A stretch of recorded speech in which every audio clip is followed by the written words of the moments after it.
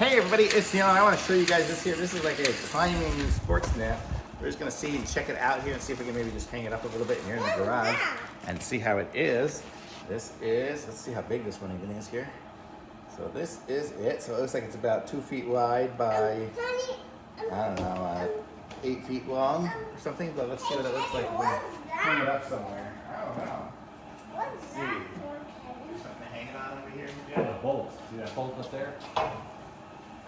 Oh, the very top? That looks so high. I'm going to lift you so you can get up on it. So there, we got it hanging up that side, and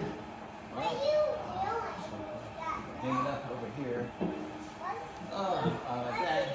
But you see the idea of it. It's just a big climbing net, and so you can do it. I mean, I don't think it's going to stay up on here, but we'll have to hang it up on something else. But how cool is this? So, here, let me see. But see, this is what it's going to look like here. And it's a nice strong net, good play net to hang up between a couple of trees or something and just be climbing between it, or just anything. So, kind of cool net. I like it. Thumbs up.